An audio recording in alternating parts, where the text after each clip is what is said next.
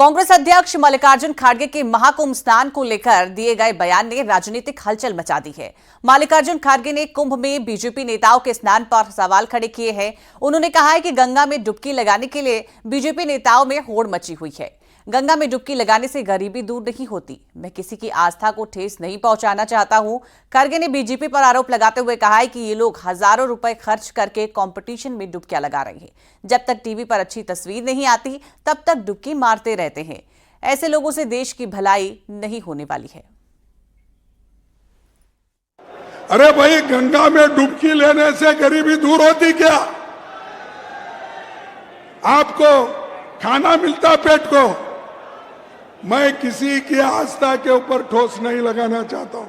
अगर किसी को दुख हुआ तो मैं माफी चाहता हूं, लेकिन आप बताइए, अरे जब बच्चा भूखा मर रहा है, बच्चा स्कूल में नहीं जा रहा है, मजदूरों को मजदूरी नहीं मिल रही है, तो ये लोग जाकर हजारों रुपए खर्च करके कंपटीशन पे डुबकियां मार रहे।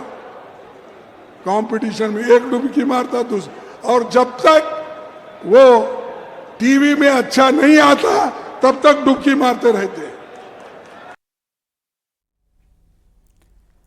और मध्य प्रदेश के महू में मल्लिकार्जुन खड़गे कुंभ में स्नान पर सवाल खड़े करते हुए पीएम मोदी और गृह मंत्री अमित शाह पर विवादास्पद बयान दिया है। और बाबा साहब जो संविधान दिए, सब लेके चले, सबको देश के लिए लड़े और देश के लोगों को बचाए। उनको ये कहते हैं कि अंबेडकर अंबेडकर कितने बार बोलते हो? इतना नाम भगवान का लेते तो आप 7 जन्म तक स्वर्ग में जाते। अरे भाई, तुम तो इतना पाप किए हो, मोदी जी और शाह मिलके इतना पाप किए हैं, वो 7 जन्म क्या 100 जन्म में भी स्वर्ग में नहीं जा सकते। और मल्लिकार्जुन खड़गे के बयान पर बीजेपी ने जोरदार पलटवार करते हुए कांग्रेस को सनातन विरोधी बता दिया है। बीजेपी ने दावा किया है कि महाकुंभ में एक है तो सेफ है दिख रहा है, इसलिए मल्लिकार्जुन खड़गे, राहुल गांधी और सोनिया गांधी को दिक्कत हो रही है।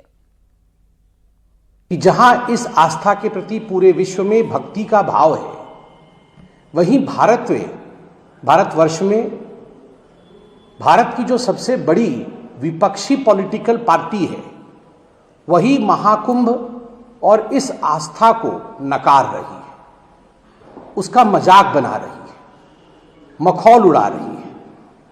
आज हमने कांग्रेस पार्टी के अध्यक्ष मल्लिकार्जुन खड़गे जी को अपने भाषण में महाकुंभ और गंगा मैया पर जिस प्रकार की टिप्पणी करते हुए सुना, बहुत तकलीफ पहुंचता है करोड़ों लोगों को।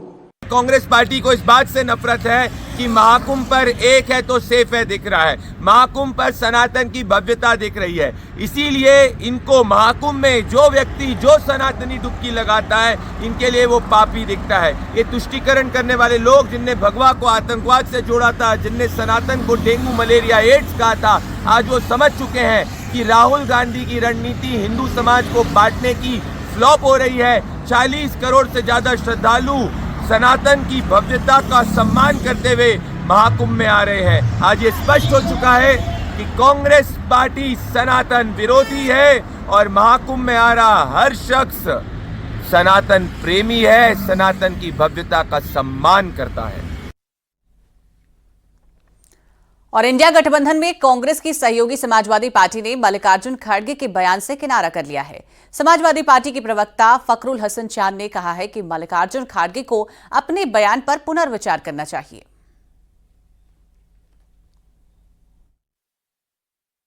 आप किसी के धर्म पे, आस्था पे, परंपराओं पे टिप्पणी नहीं कर सकते, फिर वो किसी भी धर्म के मानने वाले हों। इसलिए जो बयान कांग्रेस अध्यक्ष का है, समाजवादी पार्टी समझती है कि उनको अपने बयान पे पुनर्विचार करना चाहिए। मल्लिकार्जुन खड़गे के बयान पर विवाद बढ़ने के बाद उसने बचाव के लिए कांग्रेस नेता भी मैदान में कूद पड़े हैं। किसी व्यक्ति की श्रद्धा को आप राजनीति से आप जोड़ेंगे तो नुकसान उठाना पड़ेगा, और इसलिए आज करोड़ों लोग जा रहे हैं। ये बात मानना चाहिए कांग्रेस के लोगों को, और समझना चाहिए कि आखिर में इस प्रकार के जितने हमारे जो सनातनी धर्म को मानने वाले लोग हैं, भारतीय जनता पार्टी धार्मिक सेंटिमेंट्स को, धार्मिक जज्बात को भड़काकर ही तो राजनीति करती है। भारतीय जनता पार्टी को इस बात की परवाह नहीं है, बीजेपी की सरकार को इस बात की परवाह नहीं है कि देश में रोजगार है कि नहीं है, नौजवान बेरोजगार घूम रहा है, कीमतें आसमान छू रही हैं, लोगों को पेट भर के खाना मिल रहा है कि नहीं मिल रहा है। भारतीय जनता पार्टी धार्मिक सेंटिमेंट्स पर अपनी राजनीति कर रही है। बीजेपी मल्लिकार्जुन खड़गे के बयान को हिंदुओं की आस्था पर हमला बता रही है, जबकि कांग्रेस नेता खड़गे के बयान को सही ठहराने में लगे हुए हैं। मोदी जी क्योंकि ओबीसी समाज से आते हैं तो उनको पापी कहना और उनको इस प्रकार से कहना कि ये आजीवन पापी रहेंगे, ये दिखाता है कि इनकी कितनी ओबीसी विरोधी सोच है। और एक व्यक्ति का, एक पार्टी का विरोध करते करते अब पूरे समाज को इस प्रकार से गाली देना, ये दिखाता है कि खड़गे जी और कांग्रेस पार्टी किस स्थिति में आ चुके हैं। आम्बेडकर जी की प्रतिमा को कितनी क्षति पहुंचाई पंजाब में, उस पर एक शब्द नहीं बोल पाएंगे। ये वही लोग हैं जो केवल एक चाय वाला प्रधानमंत्री बन गया तो उनको पापी कहते हैं, उनको हिटलर कहते हैं, उनको डैश डैश की मौत मरेगा कहते हैं। इन व्यक्तिगत हमलों का जवाब जनता लगातार देगी, क्योंकि जनता के ऊपर और जनता के विवेक के ऊपर ये एक प्रकार से कुठाराघात और हमला है। हमारे राष्ट्रीय अध्यक्ष श्री मल्लिकार्जुन खड़गे जी ने राजधर्म याद दिलाया। ये वो राजधर्म है जो अगर महाभारत अगर आप पढ़ेंगे तो भीष्म पितामह ने युधिष्ठिर को याद दिलाया था। कौटिल्य का अर्थशास्त्र अगर आप पढ़ेंगे उसमें भी राजधर्म की बहुत खूबसूरत व्याख्या की गई है। राजा का धर्म प्रजा के हित में होता है, राजा का धर्म होता है प्रजा की रक्षा करना, राजा का धर्म होता है प्रजा की सारी परेशानियों को दूर करना और भय मुक्त वातावरण देना।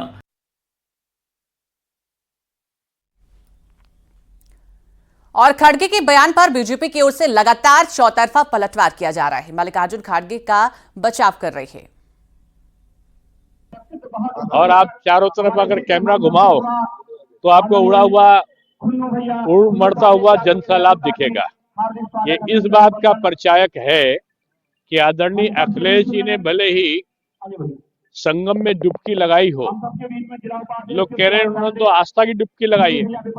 हमको लगता है कि मिल्कीपुर में उनके प्रत्याशी की जो राजनीतिक नाव है वो डूबने वाली थी, तो उस नाव को डूबने से बचाने के लिए जो कुंभ के ऊपर उन्होंने सनातन के ऊपर बोला था, उसको बराबर करने के लिए उन्होंने 11 डुबकियां लगाई हैं। कांग्रेस के लोग हमेशा सनातन संस्कृति के खिलाफ कुछ न कुछ अनर्गल बयानबाजी करते रहते हैं। इसका खामियाजा इन्हें भुगतना पड़ेगा। महाकुंभ का वैभव, महाकुंभ की पराकाष्ठा, महाकुंभ का जो एक विहंगम दृश्य है पूरी दुनिया अपनी आंखों से देख रही है और हर व्यक्ति चाहता है, दुनिया में जो सनातन संस्कृति को मानता है, पूरी दुनिया खिंची चली आ रही प्रयागराज में। मैं इसको बहुत ही निंदाकारी मानता हूं और उन्हें क्षमा मांगनी चाहिए सनातन धर्म। आज देश आदरणीय मोदी जी के नेतृत्व में आगे बढ़ रहा है। आज उत्तर प्रदेश में इतना बड़ा महाकुंभ हो रहा है, वहां आकर उनको भी डुबकी लगाना चाहिए, उससे प्रायश्चित करना चाहिए। बल्कि कांग्रेस को तो सभी नेताओं को कांग्रेस के जाना चाहिए कि जो उन्होंने पाप किए हैं और उनके पूर्व में किए गए पाप हैं उनका प्रायश्चित कर लें। इतने बड़े महाकुंभ का मौका दिया है आदरणीय योगी सरकार ने, तो उन्हें यहां आकर अपने पापों का प्रायश्चित करना चाहिए। और न्यूज 18 से खास बातचीत में साध्वी ऋतंभरा ने कांग्रेस अध्यक्ष मल्लिकार्जुन खड़गे पर निशाना साधा है। उन्होंने कांग्रेस को सनातन विरोधी बताया है। इसके अध्यक्ष उन्होंने कहा है कि बीजेपी नेताओं की होड़ लग गई है डुबकी लगाने की, क्या इससे लोगों का पेट भर पाएगा? जिनका मन भर जाता है ना, जो तृप्त हो जाते हैं, जिनको आध्यात्मिक आधार मिल जाता है, वो सबके हो जाते हैं, सबका पेट भरता है। डुबकी ना लगेगी तो पेट भर जाएगा। डुबकी लगने से ही पेट भरना रुका है।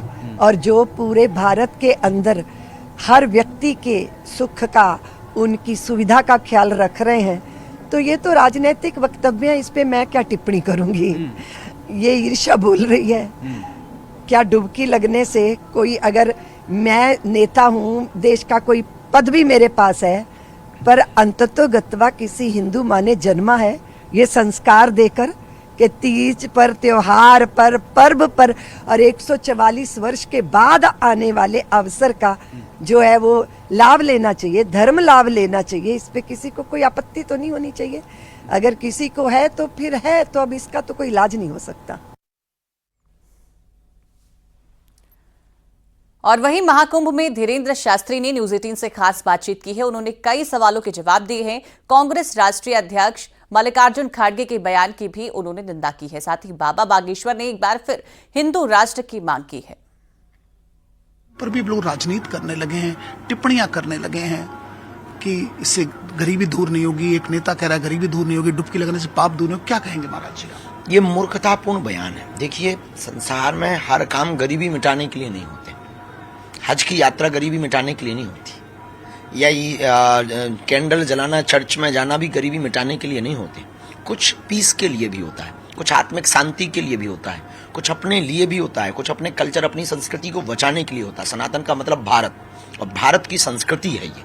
भारत की संस्कृति का महाकुंभ लगा है, ना कि केवल एक किसी धर्म का कुंभ लगा है। भारतीय संस्कृति की विधा को पूरे विश्व तक, भारतीय परंपरा को पहुंचाने के लिए महाकुंभ है। तो जो भारत के हैं उनको इस महाकुंभ में सम्मिलित होना चाहिए, और जो भारत के नहीं मानते, भारत में रह करके, उनको पाकिस्तान निकल जाना चाहिए। रही बात टिप्पणी की, तो भारत में सनातन धर्म पर कमेंट करना बहुत सस्ता और सरल है, क्योंकि हिंदू बहुत बुजदिल है, बहुत कायर है और बहुत ज्यादा सोया हुआ है, तो उसको कोई फर्क नहीं पड़ता है। लेकिन अब हम तो छेड़ेंगे नहीं, छोड़ेंगे नहीं। अगर वो हमको छेड़ेंगे तो हम उनकी टटरी जरूर बारेंगे।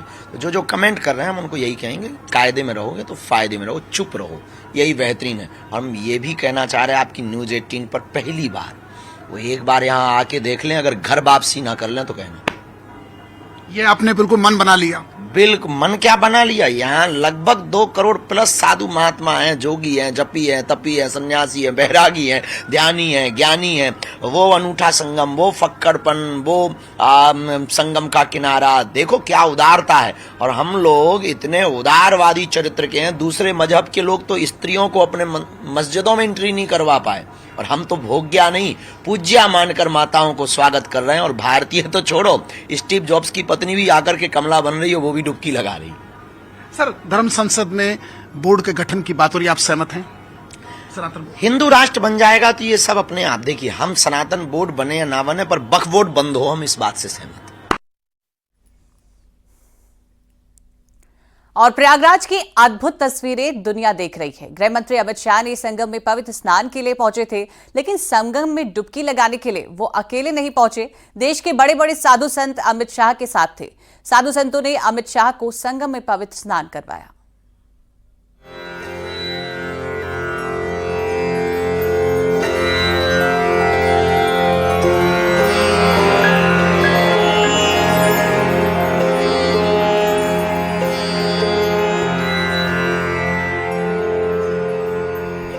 महाकुंभ में आस्था का सैलाब उमड़ रहा है। देश के गृह मंत्री अमित शाह भी अपने परिवार के साथ संगम में पवित्र स्नान के लिए पहुंचे।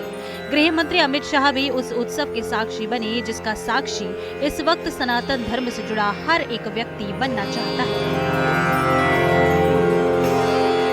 महाकुंभ क्षेत्र में अमित शाह की मुलाकात जहां संतों से हुई, तो वहीं इस मुलाकात के बाद वो घड़ी आई जिसका सबको इंतजार था, पवित्र संगम में स्नान की घड़ी। इस दौरान जो नजारा दिखा वो अद्भुत था। अमित शाह को खुद संतों ने स्नान करवाया।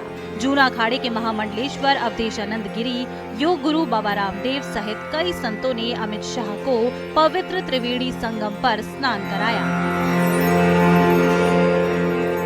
देश के बड़े साधु संतों के साथ अमित शाह ने आचमन किया और आस्था की डुबकी लगाई। इस दौरान मंत्रोच्चार से पूरा माहौल गूंज उठा। संगम स्नान के ठीक बाद गृह मंत्री अमित शाह ने पूजन अर्चन में हिस्सा लिया।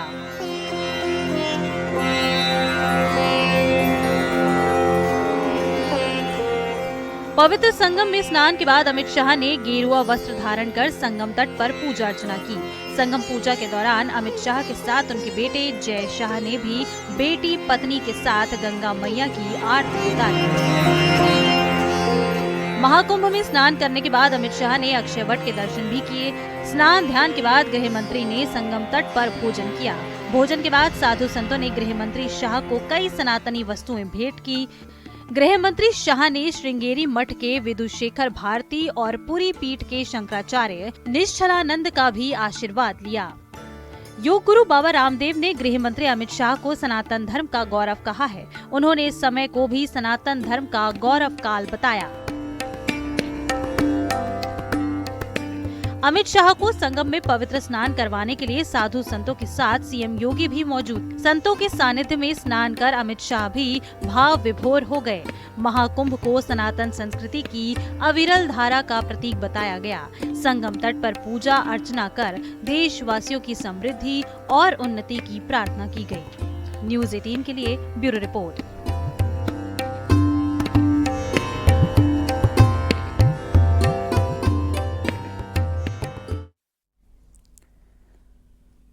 और मौनी अमावस्या को लेकर तैयारियां तेज हो गई हैं। सरकार का अनुमान है कि कल मौनी अमावस्या के मौके पर 8 से 10 करोड़ लोग महाकुंभ मेला पहुंचकर आस्था की डुबकी लगाएंगे। बता दें कि सोमवार को भी 1,55,00,000 श्रद्धालुओं ने स्नान किया था। अब तक 14.76 करोड़ से ज्यादा लोग स्नान कर चुके हैं। तो कल मौनी अमावस्या के मौके पर अंदाजा लगाया जा रहा है कि करीब 8 से 10 करोड़ लोग महाकुंभ मेला पहुंचकर आस्था की डुबकी लगा सकते हैं। अगर सोमवार की बात की जाए तो करीब 55 लाख श्रद्धालुओं ने 1,55,00,000 श्रद्धालुओं ने स्नान किया था। और अगर वही अब तक की संख्या की बात की जाए तो करीब 14.76 करोड़ से ज्यादा लोग संगम में आस्था की डुबकी लगा चुके हैं। तो कल मौनी अमावस्या का दिन है, दूसरा शाही स्नान है और इस मौके पर अंदाजा लगाया जा रहा है कि करीब 8 से 10 करोड़ लोग संगम में आस्था की डुबकी लगा सकते हैं। 144 साल बाद आए इस खास मौके पर देश दुनिया से लोग संगम में स्नान के लिए पहुंच रहे हैं।